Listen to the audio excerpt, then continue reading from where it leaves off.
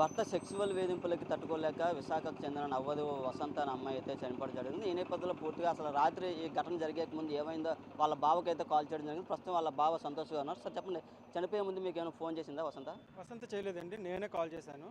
But నేను call చేయడం కూడా కారణం ఉంది. ఏం కారణం ఏంటంటే నాకు బిఫోర్ ద మార్నింగ్ వాళ్ళ హస్బెండ్ నాకు కాల్ చేశారు. మార్నింగ్ అరౌండ్ 7:50, 7:30, 7:15, 7:20 ఆ టైంలో అరౌండ్లో కాల్ చేశాడు.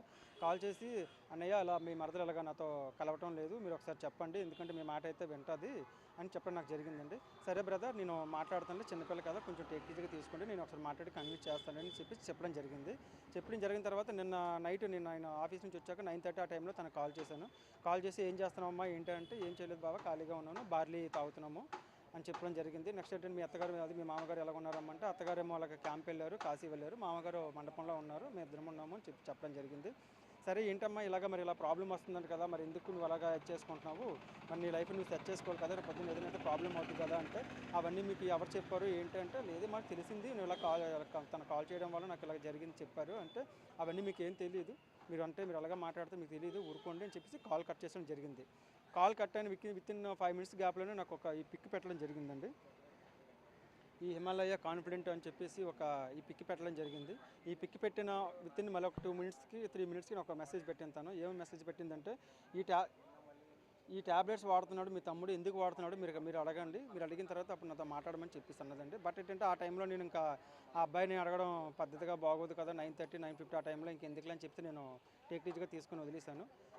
అది జరిగిన వితిన్ ఒక 11:50 ఆ అరౌండ్ టైంలో నాకు మళ్ళీ ఆ అబ్బాయి నెంబర్ నుంచి నాకు కాల్ రావడం జరిగింది. బట్ నేనేమనుకున్నానంటే ఏదో నార్మల్ గొడవ ఏదో కదా అని చెప్పేసి నేను 2 times కూడా కాల్ చేసిన లిఫ్ట్ చేయలేదు. తర్వాత కంటిన్యూ కాల్ చేస్తున్నారు. కాల్ చేసిన తర్వాత లిఫ్ట్ చేశాను. లిఫ్ట్ చేసిన తర్వాత ఏమైందంటే ఆ అబ్బాయి నెంబర్ నుంచే కాల్ వచ్చింది. బట్ ఏంటంటే ఆ అబ్బాయి అయితే మాట్లాడలేదు, వేరే పర్సన్ వరకే ఇచ్చారు.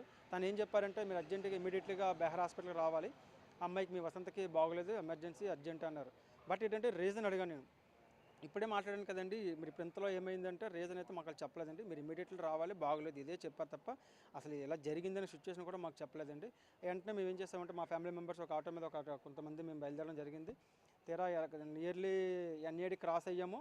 క్రాస్ అవ్వగానే మళ్ళీ కాల్ చేశారు, వాళ్ళే కాల్ చేసి నా నెంబర్కి కాల్ చేయలేదు, ఏదైతే పాప చనిపోయిందో వాళ్ళ ఫాదర్ నెంబర్కి కాల్ చేయడం జరిగింది. కాల్ చేసి ఇలా పాపని ఇమీడియట్లీ ఇలాగ కేజీకి షిఫ్ట్ చేసేయమంటున్నారు, మీరు వస్తున్నారా లేదా అంటే, లేదంటే వెయిట్ చేయండి ఒక 5 minutes, మేము ఆల్రెడీ ఎన్ఏడి క్రాస్ అయిపోయి ఇంక ఎన్ఏడి నుంచి బెహర్ హాస్పిటల్ రావడానికి మ్యాక్సిమం ఒక 3 to 5 minutes, మీరు ఎందుకు కంగారు పడుతుంటారని చెప్పి అనడం జరిగింది.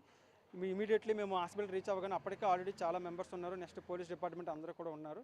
వాళ్ళు మేము అడగడం జరిగింది, సార్ ఏం జరిగింది ఏంటంటే, అప్పుడు చెప్పారండి మాకు అమ్మాయి చనిపోయింది అని. అంతవరకు కూడా మాకు అమ్మాయి చనిపోయిందనే విషయం మాకు ఎవ్వరు కూడా ఇన్ఫామ్ చేయలేదు. ఆ అమ్మాయి కూడా హాస్పిటల్ సెల్లార్లో అంబులెన్స్ పక్కన వేరే బెడ్ ఉంటుంది కదా, అంబులెన్స్లో బెడ్ ఉంటుంది కదా, ఆ బెడ్ పైన పెట్టడం జరిగింది. అప్పటికి అమ్మాయి చనిపోయి ఉంది.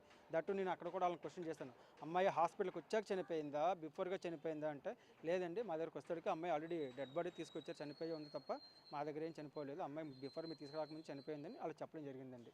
అంటే సూసైడ్ చేసుకుంది లేదా పేరెంట్స్ అయితే చంపేశారు అని చెప్తున్నారు. మేబీ అదే సార్, ఎందుకంటే తను కంటిన్యూగా సెక్సువల్ హెరాస్మెంట్ చేస్తాడు. ఎందుకంటే మాకు చెప్పింది కదా, తను వాళ్ళ మదర్ కూడా చెప్పించారు నెంబర్ ఆఫ్ టైమ్స్, తను ఇలా ట్యాబ్లెట్స్ వేసుకుని నన్ను అవి డిఫరెంట్ వీడియోస్ చూసి అలా ఆ డిఫరెంట్ వేస్లో ఉండమంటున్నాడు, నేను తట్టుకోలేకపోతున్నాను, మీకు తెలియట్లేదు ఆ పెయిన్ ఏంటో నేను అనుభవిస్తున్నాను కాబట్టి నాకు తెలిసిన కదా, మీకు ఎలా తెలిసి మీకు ఏం తెలియదు కదా, మీరు ఎలా చెప్తున్నారు అని చెప్పేసి తను చాలా సఫర్ అవ్వడం, చాలా ఏమంటారు దాన్ని, దిగ్బంధకు బాగా గురయ్యిందండి. దానివల్ల మెయిన్ ఆ అమ్మాయికి. లేదంటే పెళ్లి మొదట్లో ఎలా ఉండేవాడు? స్టార్టింగ్లో కొంచెం బాగానే ఉండేవారండి, ఎలాంటి అరేంజ్మెంట్స్ ఏమీ లేదు తప్ప అది బాగానే ఉంది. లాస్ట్ ఒక 1 week 10 days బ్యాక్ చిన్న ప్రాబ్లం అయింది, గొడవ అయింది. అలా అత్తగారికి ఈయనకి ఈ అమ్మాయికి ముగ్గురికి గొడవ అయింది. గొడవ అయితే మేము వెళ్ళి మాట్లాడడం జరిగిన తర్వాత మళ్ళీ మా ఇంటికి తీసుకొచ్చాము. ఒక 3 days ఉంచుకొని మళ్ళీ పంపించండి అంటే 3 days నుంచి పంపించాము. అప్పుడు పంపించిన తర్వాత మళ్ళీ బాగానే ఉన్నారు. నెక్స్ట్ ఆ 1 week నుంచి ఈ ట్యాబ్లెట్స్ యూజ్ చేస్తానని చెప్పింది. యూజ్ చేసి కంటిన్యూగా నన్ను చాలా హెరాస్మెంట్ చేస్తున్నాడు, నేను తట్టుకోలేకపోతున్నాను అని చెప్పడం జరిగిందండి వాళ్ళ మదర్కి. వాళ్ళ పేరెంట్స్ పిక్ పెట్టలేదు, ఇలా ట్యాబ్లెట్స్ వాడుతున్నాడు, అవి ఎందుకు వాడుతున్నాడో ఏంటో నాకు తెలియట్లేదు, ఆ ట్యాబ్లెట్స్ వాడడం వల్ల నన్ను చాలా ఇబ్బంది పెడుతుందని చెప్పడం జరిగింది తప్ప పిక్ అయితే పెట్టలేదు. నేను అడిగిన తర్వాత నాకు పిక్ పెట్టడం జరిగింది. నెక్స్ట్ ఏంటంటే నాకు ఆ పిక్ పెట్టడం నాకు ఇక్కడ మీ అందరికీ కూడా చూపించడం కానీ, పోలీస్ డిపార్ట్మెంట్ చూపించడం కానీ నాకు సూటబుల్గా జరిగింది. ఇప్పుడు పూర్తిగా భర్త సంబంధించిన వాళ్ళ పేరెంట్స్ కానీ వాళ్ళు కానీ ఎవరు ఇక్కడికి ఇక్కడ ఎవరు రాలేండి, వాళ్ళ రిలేషన్స్ ఎవరో మేబీ ఉండుంటారేమో తప్ప ఎవరో రాలేదండి. వాళ్ళ మదర్ ఫాదరు బ్రదర్ కానీ ఎవరో రిలేషన్స్ ఉన్నారు కానీ ఎవరు కూడా ఇక్కడికి రావడం జరగలేదు. అంతా కూడా మీ అమ్మాయి తరపు నుంచి మేము వచ్చాం తప్ప వాళ్ళు ఎవరు కూడా ఇక్కడ రాలేదండి.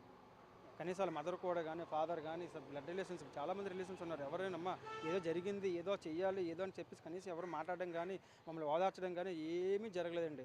వాళ్ళ మట్టుకు వాళ్ళు ఉన్నారు, మా మట్టు మేము చేస్తున్నాం తప్ప కనీసం ఒక ఓదార్పు ఇప్పుడు ఏదో జరిగింది ఏదో అని చెయ్యండి అని చెప్పేసి ఒక చిన్న ఏమీ లేదండి. అసలు మినిమం ఒక రెస్పాన్సిబిలిటీ లేదు.